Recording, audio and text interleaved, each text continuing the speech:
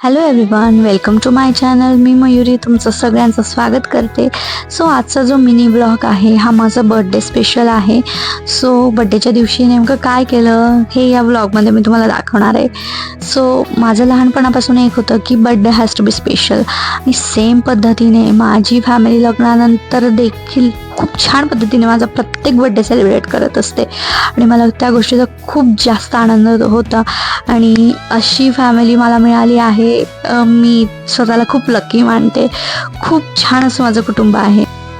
So birthday celebration झाल्यानंतर आम्ही बाहेर जेवायला गेलो होतो.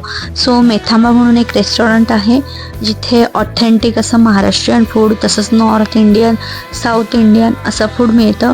तर तिथे आम्ही गेलो होतो आणि तिथे जाऊन आम्ही ऑथेंटिक असं महाराष्ट्रीयन फूड खाल्लं आणि अप्रतिम अशी चव होती. खूप स्वादिष्ट तिथलं आम्हाला जेवण वाटलं.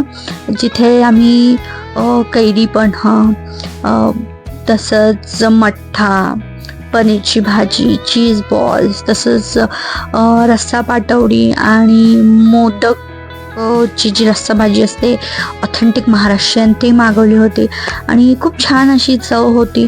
आणि तसंच आम्ही सोबतच कढी पण मागवली होती, त्याची चव देखील खूप छान होती. आणि ओव्हरऑल जे फूड होतं खूप मस्त होती चव.